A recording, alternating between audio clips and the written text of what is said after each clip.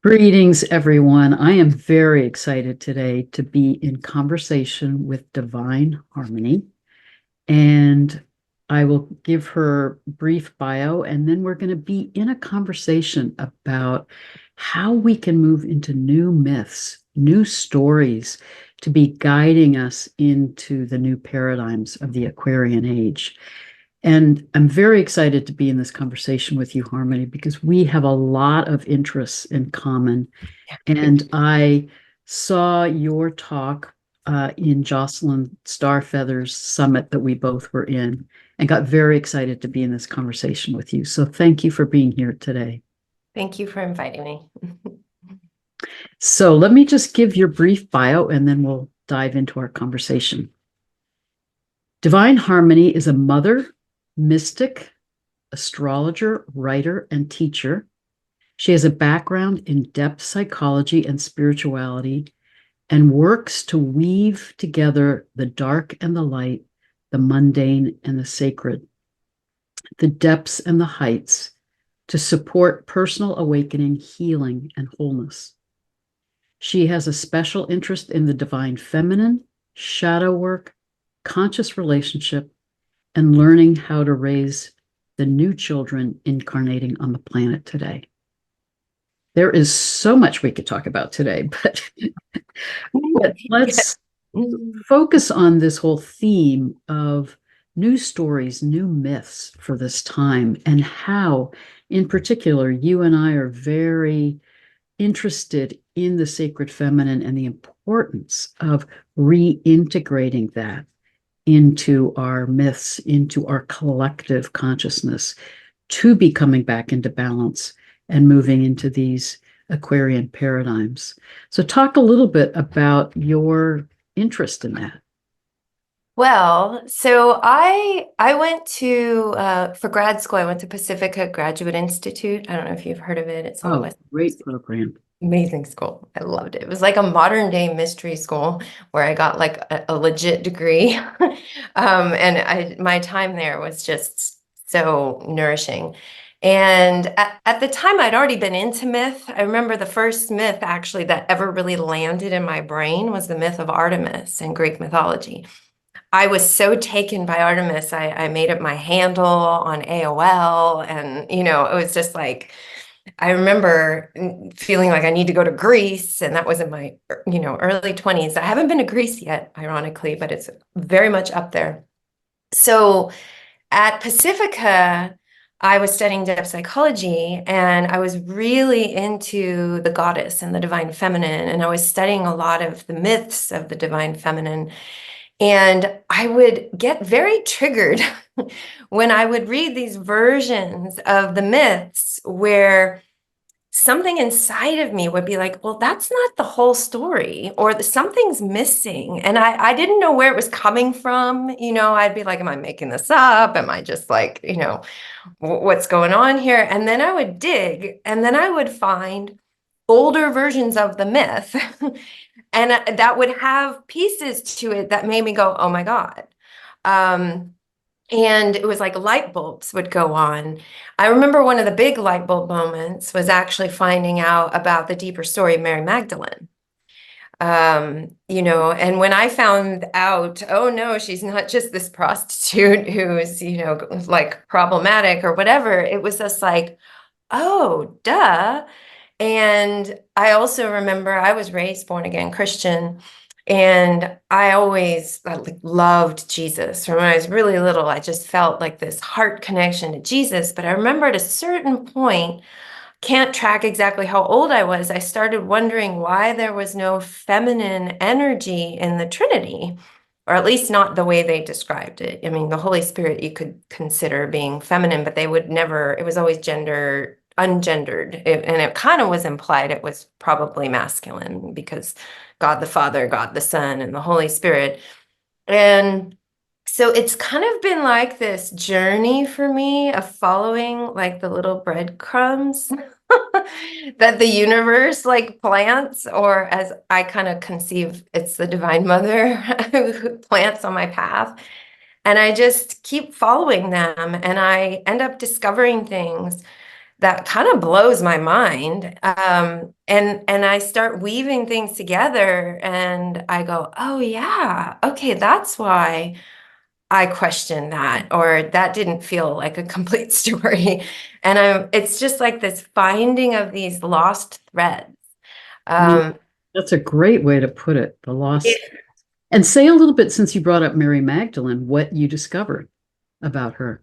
well, my understanding of her is that she was actually the partner to Jesus, and that they did their work together, and she was the feminine to his masculine. And Um, I think that there's this need to bring the feminine back into balance with the masculine, especially the holy, sacred feminine.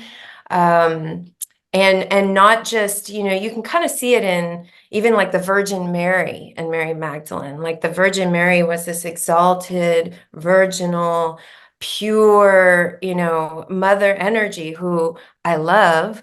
But there was also like the embodied sexual connected to her, womb power that Mary Magdalene represents. And I actually think the Virgin Mary was connected to all that too. But the way that she's presented in the Bible and the way that we're taught about her in Sunday school doesn't talk about that. So, And if yeah, I could jump in and add something there, yes, there's increasing evidence that Mary the Mother, as well as Mary Magdalene, may well have trained in the priestess lineage of Isis yep, from ancient Egypt, and that potentially part of Jesus Christ's intent was to be reweaving that ancient wisdom and the understanding of the sacred feminine with the sacred masculine and bring things into balance at the beginning of the age of Pisces. yeah, But clearly, as you're saying, and I grew up on that background also, as you're saying, the way Christianity got institutionalized very much got shaped by the patriarchal period. And when it became linked as the Roman Catholic Church and the political culture of yeah, Rome, it became and morphed into something very different than the original teachings, which yeah, is something we see over and over again, that yeah, these teachings can become distorted by the cultural lens or political climate of yeah. the time in a way that they lose their original intent. Well, they take them and then they change them to support their political interests or their, undercurrent. It was an amazing book on Mary Magdalene, all about her training at the Priestess Temple and her connection to Jesus. It's called Rituals in Sacred Stone, Mary Magdalene's Message of Empowerment. And I'm totally spacing on the author's name right now, but we're friends on Facebook. I can see Wenke. I don't remember her last name, but if you look that up, oh my God, this book is amazing. Like I have it all like underlined and I read it in probably like 4 days and it's a thick book. And it was so profound and powerful. She's in process of writing part 2. Um, it's amazing. I think I'll include that link below. That's great to know about. yeah. But it's so interesting. This is something I've been passionate about too, how some of the archetypes of the sacred feminine do morph over time. And part of what I've been passionate about, and I'm sure you've explored Maria Gambudis's work also, where she was really looking at the some of the art and archaeology of the age of Taurus Hmm. in old Europe and the Mediterranean area, and realize that that culture, I mean, a lot of her work supports our understanding of the age of Taurus, 4000 to 2000 BC, as a time of peace, a time of creativity, a time of honoring the sacred feminine, a time when there was no war. Hmm. And it wasn't a matriarchal period, it was just a period where there was more balance and less polarization.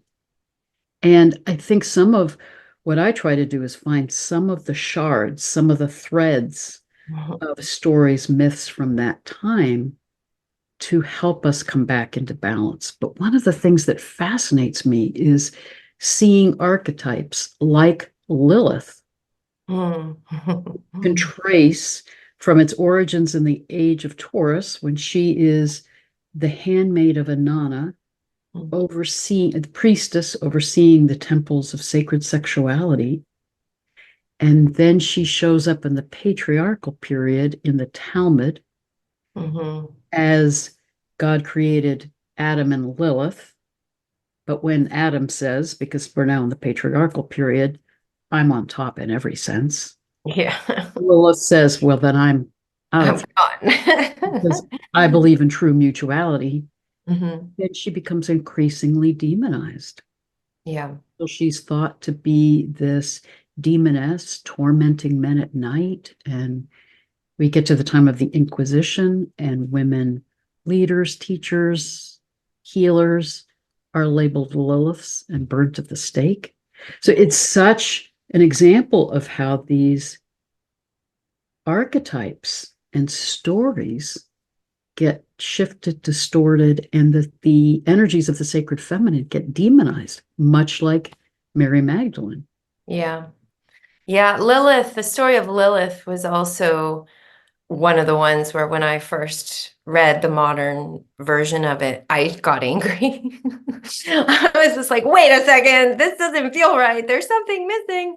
Um, and yeah, I just feel like part of it is reclaiming power, but also part of it's about shadow and shadow work. I mean, it's part of why I'm a big proponent of shadow work. I teach shadow work in the context of astrology and using your chart to see, illuminate the shadow and then work with it.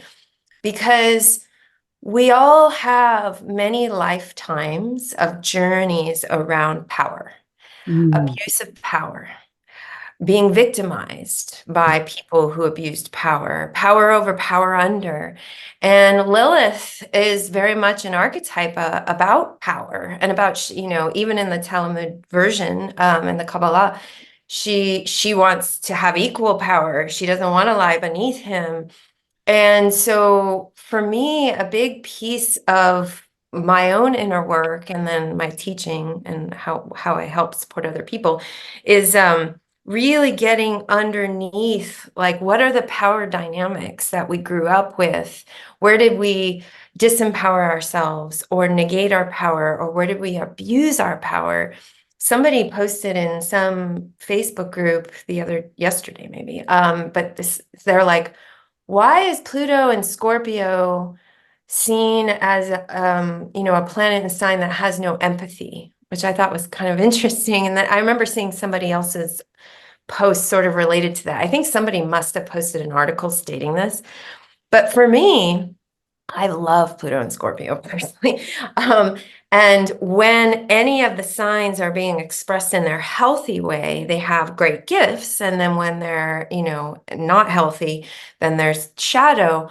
And one of the things with Pluto and Scorpio is that you can have quite a bit of trauma and wounds, where if you have strong eighth house, a lot of Pluto aspects or a lot of Scorpio. And for one person, trauma will make them get angry and enraged, and then they'll just traumatize other people because it's like, I'm going to do it first so you can't hurt me, or they'll shut down their empathy because it was too much to feel when they were little, when they had the abuse that happened or whatever happened. But then there's other people who use their journey of trauma and wounds and pain to transform and heal themselves, and then they become this great, powerful force of healing in the world. Mm. And so for me, in all the myths, you can see light and shadow, right? Maybe the shadow of Lilith, especially when you look at the three Liliths, Black Moon, Dark Moon, and Asteroid Lilith. Dark Moon often corresponds to that power tripping and anger and rage, and but not like worked with in the most healthy way. Whereas Asteroid Lilith can often be more about the victimization around what happens when power is taken from you or you have no power. And I have this theory that like we get many lifetimes where we're given lots of power and no power. And the universe and our higher selves or whatever watches, what do we do with it? When we have lots of power, do we lose ourselves? Do we abuse it? When we have no power, do we stay centered in the only power that we really have any control over anyhow, which is that, connection to your soul and your spirit? And then I think after so many lifetimes of this journey with power, you like pop out the other side and I don't know what happens. Well, let's talk about that for a minute. This is a really important theme you're talking about, because from my perspective and from some of what I've explored in your work, Harmony, you really support people in integrating the light and the shadow Mm. and finding that empowerment within. Mm-hmm. To me, a really important part of the paradigm of the age of Aquarius is to move out of the power over hierarchical polarization that we've been in this 5,000 years of patriarchy, to come back into an understanding of power within and Mm-hmm. power with and for each other, Yes. rather than that abuse of power Mm-hmm. or victimization, that those extremes of power, of the power over dynamic, Yeah. that we really have to redefine power. Yeah. And I know you've talked about how this plays out with the Aries archetype and certainly with our understanding of Pluto. But I think it's really important that we're reconfiguring that and developing stories that really speak to power in a different way. Because otherwise, we're still caught in the traumatization. However we work it, we're caught in a culture of traumatization with abuse of power. Yeah. Yeah. For me, I believe I said this in the talk on Keepers of Humanity. But Aries, so we moved through all the ages, we had Taurus and then Aries and Pisces, and now we're actually, my understanding is we're in Aquarius. Yes, I The agree. ancient way of calculating ages was not about what constellation is the sun in, but what's rising before the sun. That's how, the ancient Egyptians did it. And um, back in the Age of Aries, towards the end of the Age of Aries, we actually fixed Aries as the first sign. And both Vedic and tropical say Aries is the first sign, and then they divide all the signs up evenly by 30 degrees.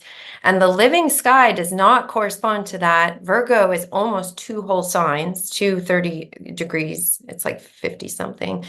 Scorpio is small. Scorpio actually, though, used to be connected to Libra. So the Libra scales were the Scorpio pincher. Bob, yeah. Yeah. And so if you add those degrees to Libra, Libra gets bigger and, they both end up being closer to 30. So what happened is we fixed Aries as the first sign. And if you look at the chart, like the astrology chart, in first house, just put Aries there. What you have visible is first house, Aries, and 10th house is the other place of visibility, personally and professionally in the chart, or publicly, 10th house, pinnacle of the chart, is Capricorn. So we have Mars and Saturn, the malefics, governing the chart, like ruling the chart, Mars leading and Saturn culminating. And it's essentially making the masculine, but also the patriarchal archetypes dominant. And it's so fascinating. And they did this right towards the end of Aries, almost like they didn't want to let that age go. So they kind of like put it in and just locked it into position. And then we moved through Pisces, and Pisces never had its, full expression to lead, because Aries was still leading, but it wasn't really leading. It was just dominating.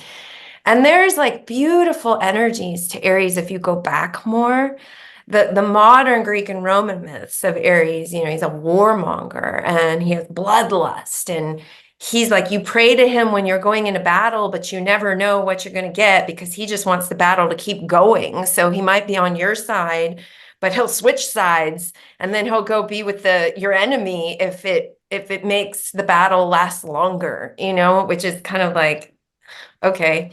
Yeah. You know, I think what you're saying is so important. It becomes then idealization of war and power over, which really is the shadow side of the Age of Aries, which was 2000 BCE to zero current era. And you're right, we got fixed in time, and now our tropical zodiac charts still see 0 degrees of Aries as the beginning of the natural wheel Mhm. and as the world axis. Mhm. And yet it was really reflecting the chart for the age of Aries when Aries was rising before the sun at the time of spring equinox in the northern hemisphere. You're right, it never shifted with Pisces. And now we're on in the beginning of the age of Aquarius. We need to reset that and not be dominated by the age of Aries and the patriarchal paradigm. And And the fixing of things, like it's yeah, just like stasis is a precursor to death in science. Like the only constant is change. The living natural world is in a constant state of flux. So the moment you put something into a box and say it is only this, that's like the beginning of, you know, the end, actually. well, and also, as you're saying, when all of chart and so many of our understandings of the planets and the signs are filtered through Greek and Roman mythology, Mhm. steeped in that power over patriarchal paradigm, Mhm. that becomes the story of these energies of the earth and sky that foster and support that out of balance shadow aspect of the age. Yeah. So Joseph Campbell, oh, sorry. I was just going to say, part of what I've been really passionate about is finding other ways to reimagine and reconfigure the archetypes of the planets and signs that are pulling in more of that balance with the sacred feminine and coming out of that patriarchal paradigm, so that Mars, because part of it for me is connecting with the energies of the planets themselves. Yeah. And in my Aquarian shamanic astrology program, we actually do shamanic journeys to the planets to get Mhm. their direct communication about their energies. But even if you watch their movements, Mhm. Mars is this planet that comes to its brightest, its culmination, when it's at its opposition to the sun and is illuminated by the sun and realizes that hero's journey of separation, individuation, and exploration comes to its true enlightenment when Mars remembers, I'm in connection with Source. Yeah. I've actually never left that relationship. Now, how do I bring all that I've learned in my journey back into connection, into relationship, into community Mm. to be of service, as opposed to this distorted sense of Mars, which is the warrior out to conquer no matter what the cost. Yeah. Yeah. Yeah. Joseph Campbell says that myths are meant to inspire human consciousness. And our myths that are dominating the skies are, again, of war and raping. So much rape in Greek and Roman myth. It like nauseates me. It's disgusting. And normalized. In shadow work, actually, Mars is the guardian of our boundaries. You know, it's how we stand up for ourselves, how we say no, how we're able to our inner masculine can protect our inner feminine. I envision our inner feminine as like our open heart, but you don't want to be a bleeding open heart. You need to have boundaries, right? And Mars helps with that. He helps us go, oh, okay, these are my boundaries, and express anger in healthy ways. All of that is still within the Greek stories of Mars or Aries in Greek mythology. But I think you can trace back even further Yes. to the myth of Anana coming out of the age of Taurus, where Mars is Dumuzi. And Mm. Dumuzi is the shepherd and is in this deep love relationship with Anana. It's truly a beautiful love story of their mutuality. But what's interesting in the story of Anana is Anana does her journey to the lower world to, as you would say, really meet the shadow aspect of herself, reintegrate her lost sister, but it's symbolic of the lost parts of herself and the traumatized parts of herself. And after her return, where clearly she's gone through this profound transformational process, the myth requires that Dumuzi do his own underworld journey. And it fits with the myth of Anana is all about the Venus cycle, but then it's about the movement of Venus and Mars, such that Mars has to do his underworld journey of transformation to come back into deeper relationship with Mm. Venus, Anana. So it's a whole different take on Mars Yeah. than what starts to it morphs into with Greek mythology. Yeah. Yeah, I mean, we need to obviously reclaim a lot of the feminine archetypes, but also like the sacred masculine, you know, because I remember when I was reading Greek mythology in my 20s, I would be like, wow, that there's a lot of like drama going on in this. And now as we, are in this age back to my 20s, I don't think there was a ton of reality TV in my early 20s. But it feels like a reality television drama, where like it's just they're fighting and then they're doing this and doing that. And then Eris comes and tosses the apple and all the women are fighting over it. And it's like, I remember thinking my first thought when I read the Eris story was, why are divine goddesses fighting over who's most beautiful? Like that was my first question. And Eris, I have a whole masterclass on her, but like the original meaning of strife, which she's the goddess of discord and strife, she's modernly talked about. Strife meant striving, to be earnest in your endeavor, to really stick with something even when it was difficult. And Eris has a whole other face than what we're shown in her kind of story that most people have heard of. So I feel like a big piece of it is just seeing all these archetypes and ourselves and humanity and all of it in our wholeness, Yes, yes. in our light and our shadow, in Yeah. our human and our divine. And lest we think, you and I and whoever's like on the same page as us, that we're talking about the goddess and the divine feminine, like we also engage in patriarchy. We engage in war consciousness when we're like, battling with other people and arguing. Like we have our own ways of needing to like unravel the way it's just embedded in all of us. It's not just about men, for example. Patriarchal consciousness is like that. I've met some women who feel more patriarchal than some men that I've met, Well, so it's not yeah. about gender per se. I think what you're saying is so important because I really see the patriarchal paradigm as wounding to men as much as it's wounding to women. And, women then in that paradigm can become incredibly hurtful and undermining with each other. It's distorting and traumatizing all of us. And Mhm. I think it disempowers men from claiming their sacred feminine and their sensitivity and vulnerabilities. So I think what you're saying is so important. How do we all come back into wholeness? And I Mhm. think it is about moving out of the power over dynamic. It is about, as you're talking about, moving beyond the polarization.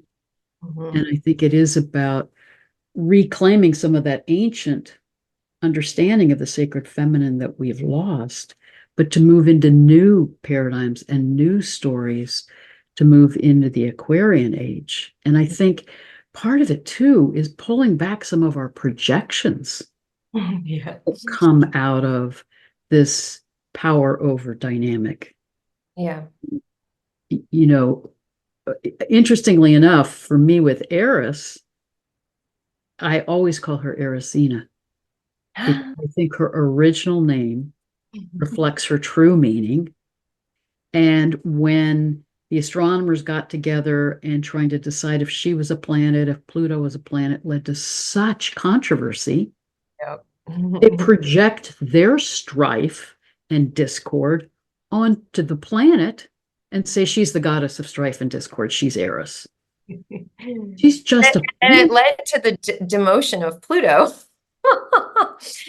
They wanted to name her Persephone, but there was already an asteroid named Persephone. It was all about their projection, Yeah. their own conflict, rather than honoring that the whole nature of this planet, Arizina, is that she's 44 degrees off the ecliptic and isn't going to fit in with any conventional cultural way of viewing things.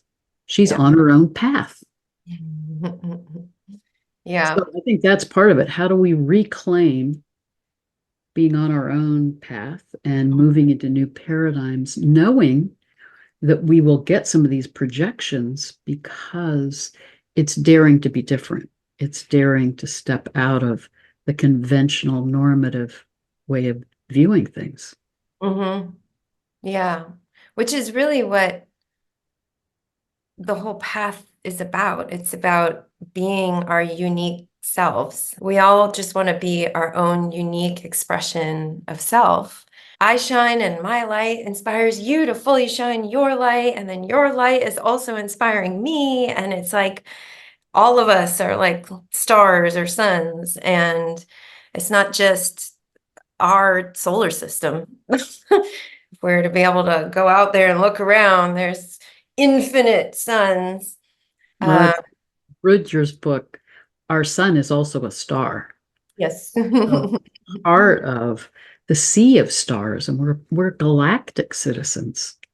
Yes. But how, Harmony, how do you see us creating new stories and moving into really, because stories and myth, and you talk about this in your work, they really shape us consciously and unconsciously.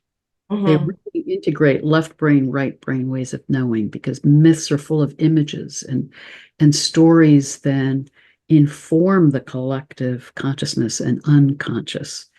So how do you see us finding ways to create new stories? Well, I mean, the first thing that comes to mind is that the moment we write it down, we in part kind of limit it. The moment you write it down, like I'm part Hawaiian, and in ancient Hawaii, that's the stories were all oral. They were not written.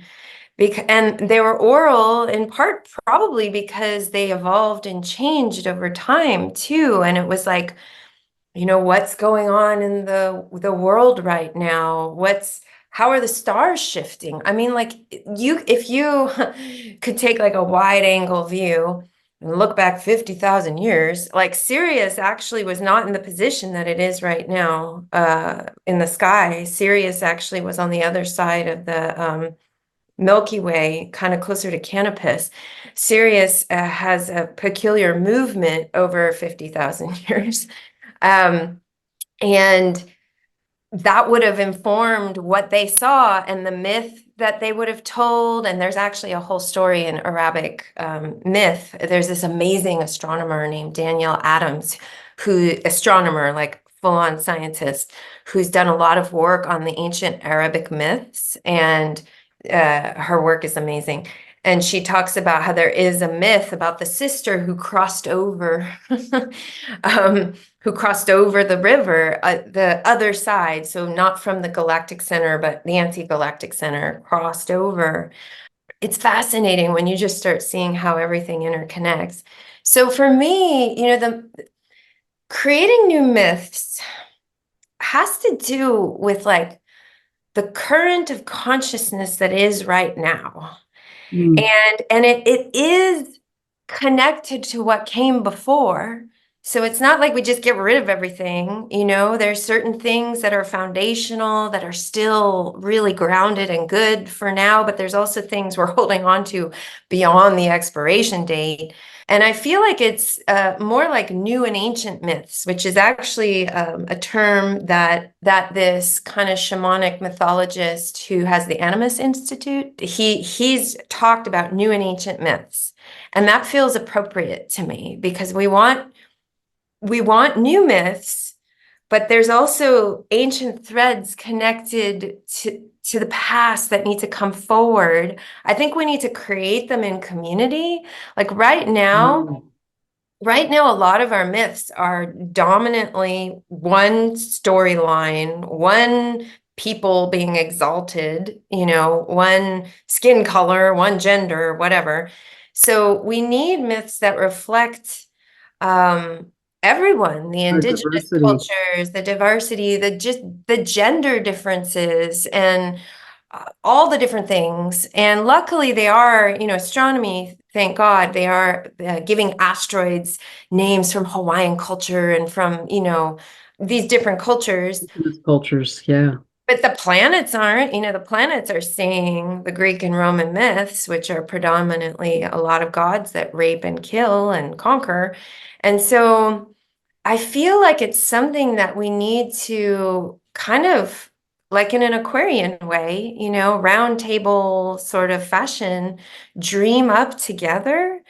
Mm. And I know there's going to be, you know, big reactions to it from the established the established whatever belief system. Of astrology. But I want to circle back because I think you're saying some crucial things. One is to remember the value of the oral tradition rather Mhm, than things being fixed in written format such that they do begin to get constricted and don't grow and evolve.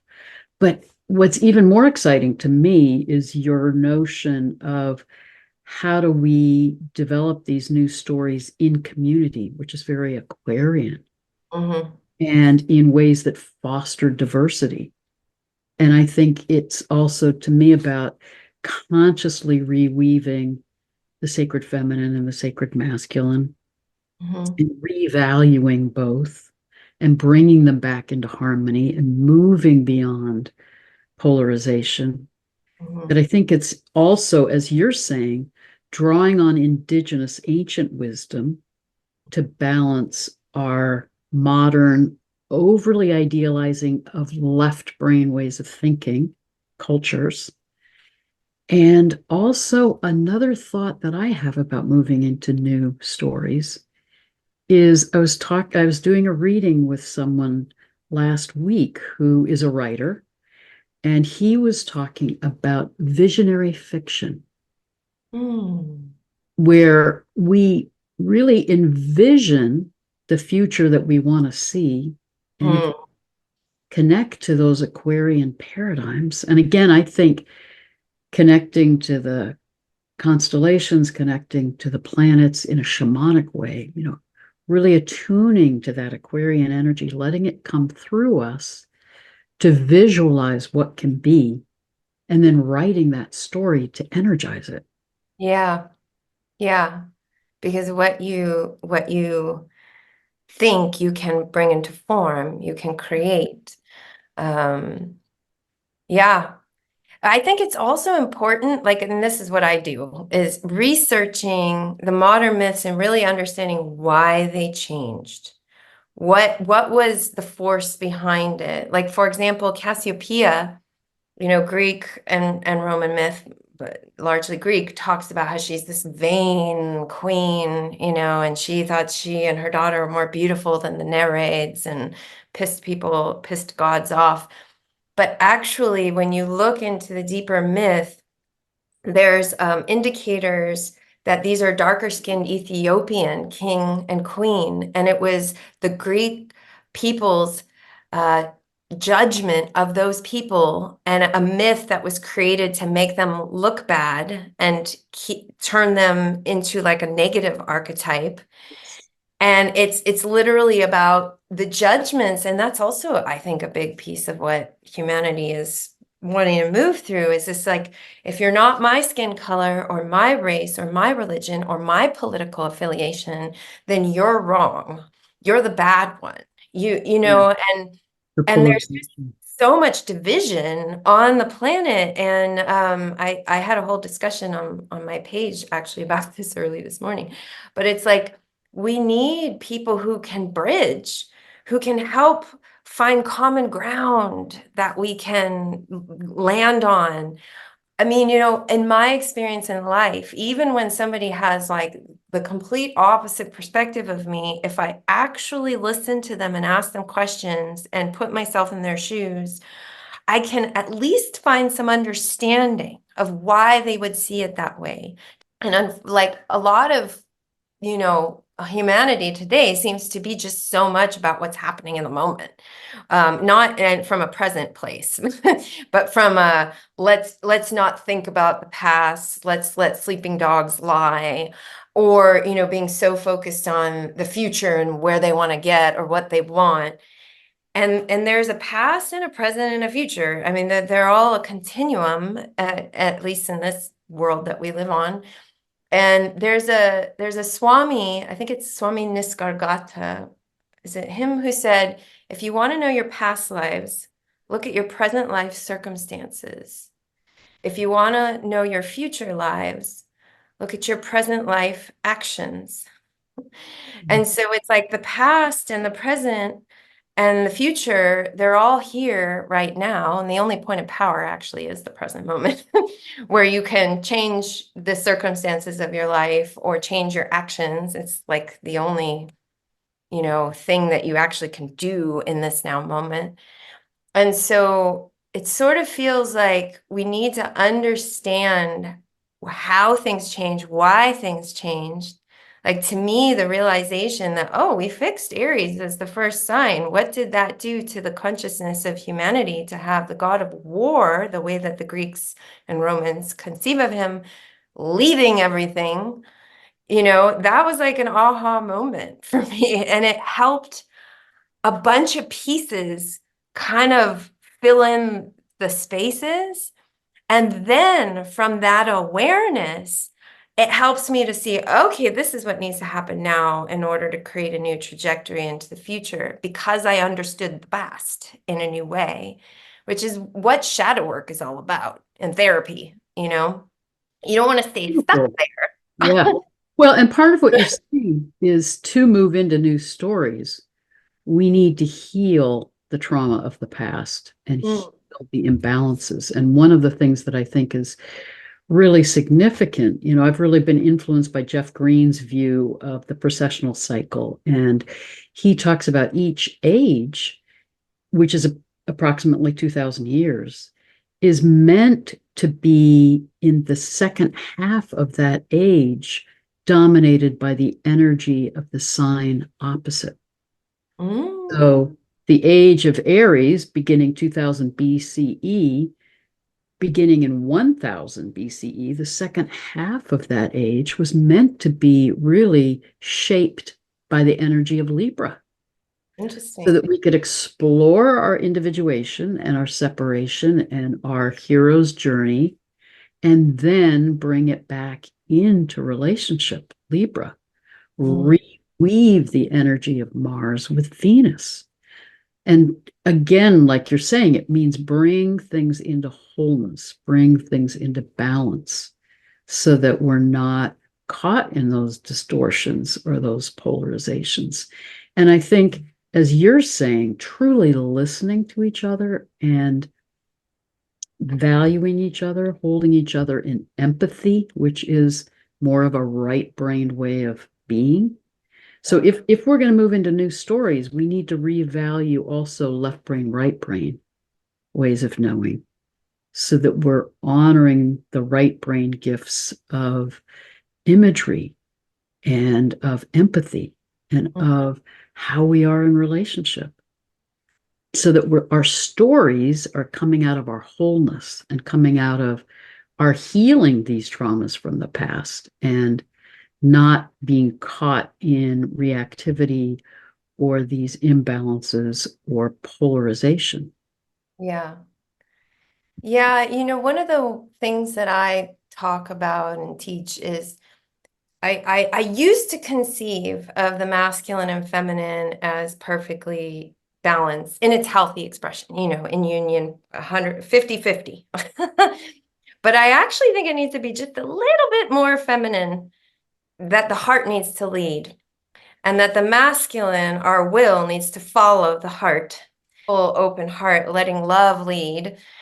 And then the divine masculine acts on the inspiration that's received from the feminine. You can actually see it in the tarot. I wish I had it with me, but in the tarot, the like Rider-Waite version of the tarot, the judgment card, you see a man and a woman and a child standing in a coffin, and they're looking up at an angel. Do you know this card?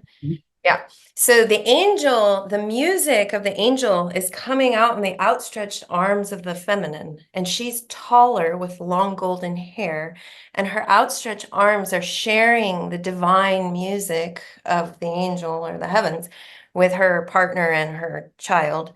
And she is the receiver, through the womb, the receiver, the receptacle of the inspiration, and then he is the actor on what she receives, and he protects her and keeps her safe to stay open to receive.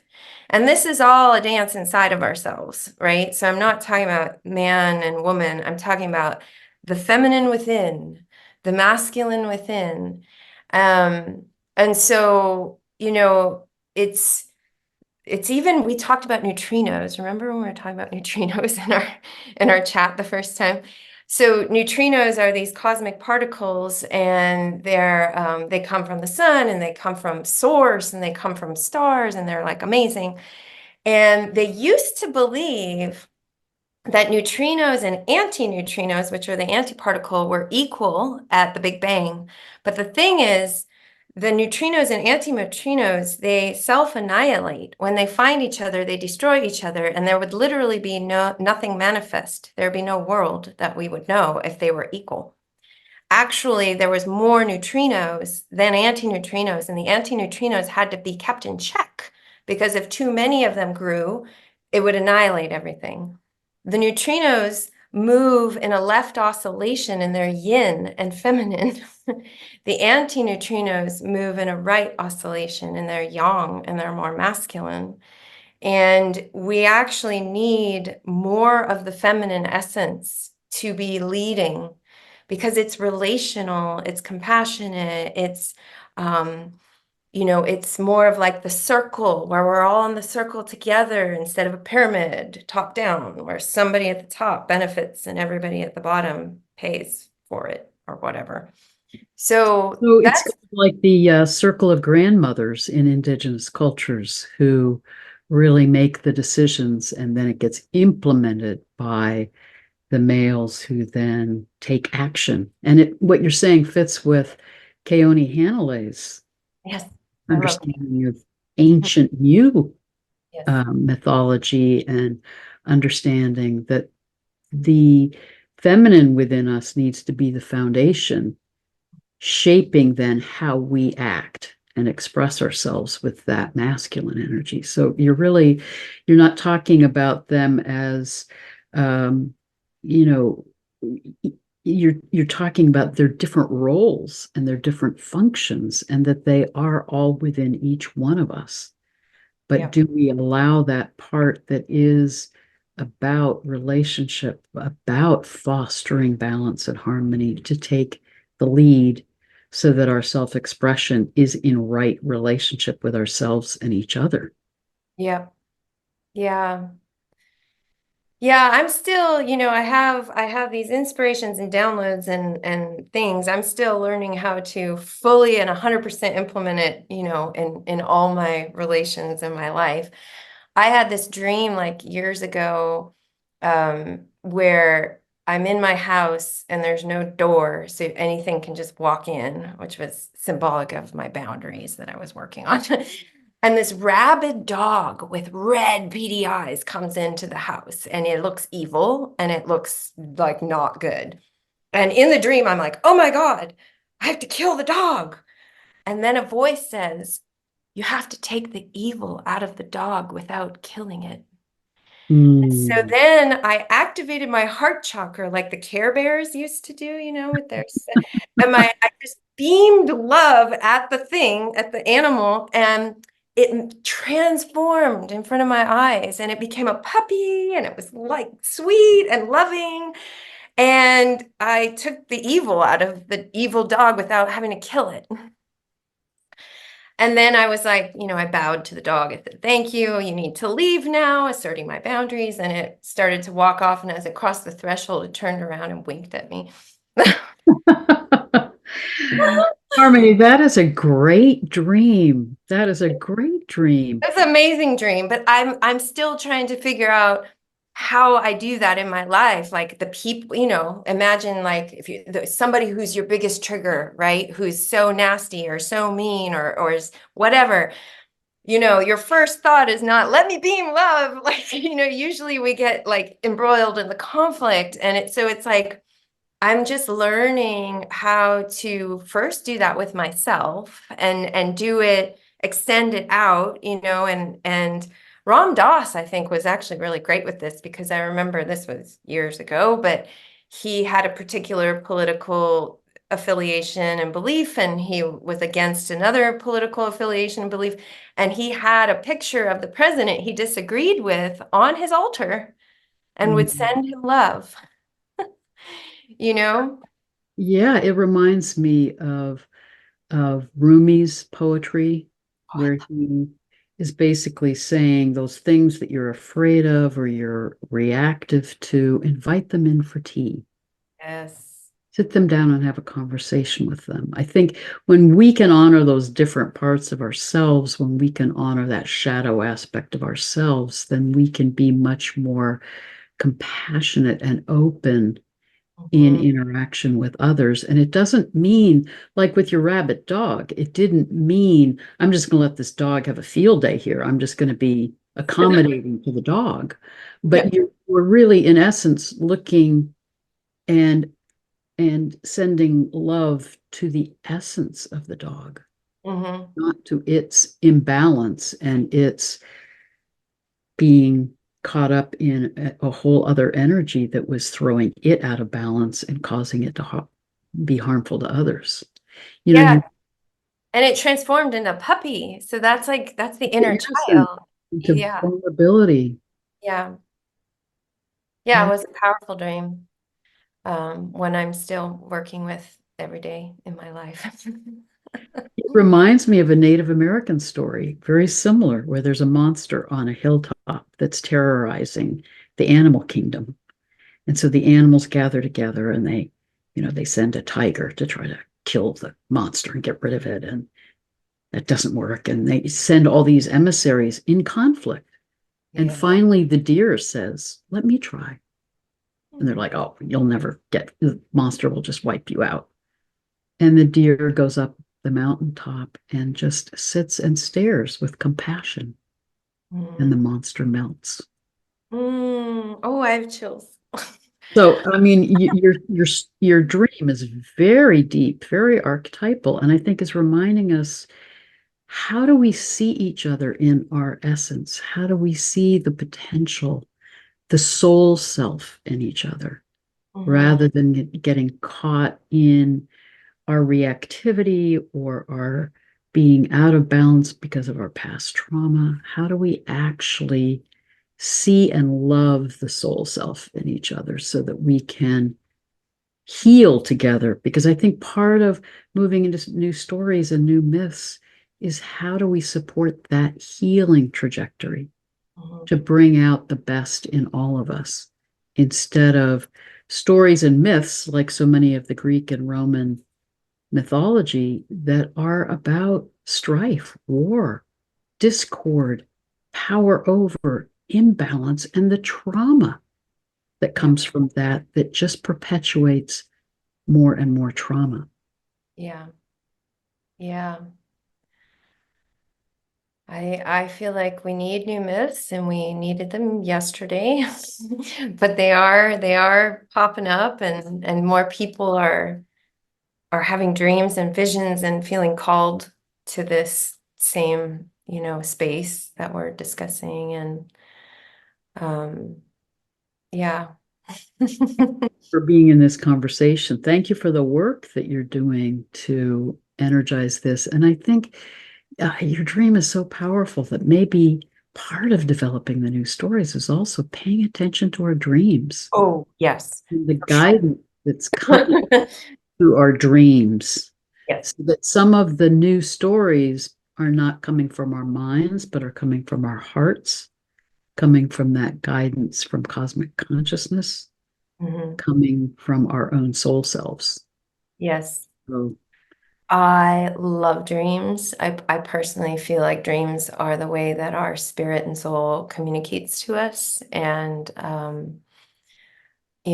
there, unless you're doing, what is that type of dream work where you lucid dreaming. yeah, other than lucid dreaming, because then you're actually like trying to direct things and making decisions. But other than that, there's no ego in dreams. Like the message is just coming in purely, whether it's a shadow message about what needs to be addressed, or it's a beautiful message about some, archetypal big thing.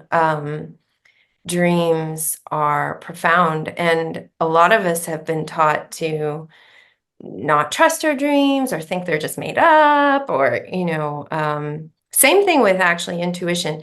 I do a lot of like guided meditations, which it sounds like you do too with your shamanic journeys with the planets, and meditations, guided meditations really open up your imagination. But a lot of us have been taught that our imagination is child stuff, so we've learned to like kind of shut ourselves off from that. Mm. And guided meditations can be amazing to help people open back up to their own magic. Magic is the To the root right brain word. ways of knowing, which is part of what we need to create the new stories. Yeah. Yeah. Have you read the book, The Alphabet and the Goddess? Yes. Yeah. Yeah. And so he just talks about the moment we had written language, which magically popped up all over the planet around 3200 BC, many different places, all simultaneously around the same time. But before that, it was more of the goddess, feminine, intuitive, creative, living aligned with nature kind of focus. And then the moment we had written language and we would put things into form and write it down, and then we shifted We into, shifted to more left brain yeah. ways of being, whereas prior to that, we were more right brain dominant. And what languages were there were more pictorial or hieroglyphic, Yeah. rather than turning into the alphabet, and the way in which we moved more and more into left brain ways of thinking. And that's why the tarot is so amazing, because the tarot is images and it can evoke your own inner wisdom. It's not like something you're reading going, oh, this means this, but it has this capacity, like ink blots, in Jungian psychology. It's like, what is it evoking in you? What do you see in the image? And what I'm going to see and what you see can have different threads, different meanings even. And that's the difference between something orally shared through song, shared through art, versus like, written. And I'm a writer, so I love writing. Not saying it's like the worst thing ever, but there is a need to question that. And to maybe be visualizing these new paradigms through art, through other forms of creativity that can evoke our imagination and activate us at these deeper unconscious levels also. Mhm. Yeah. Well, this is, we could talk for hours Yes, we could. about this, but this has been a really interesting, rich conversation, and I appreciate the work that you're doing and the way in which you're supporting us all in being more conscious of how we look at the stories we tell ourselves, look at the stories that we attach to that shape our cultural collective consciousness, and how do we move into these new ways of seeing and being. So thank you for Thank you. your work. Thanks for And having thank you to all of you who are also working together to co-create a new world that is more in balance and harmony. us. Blessings to all of you.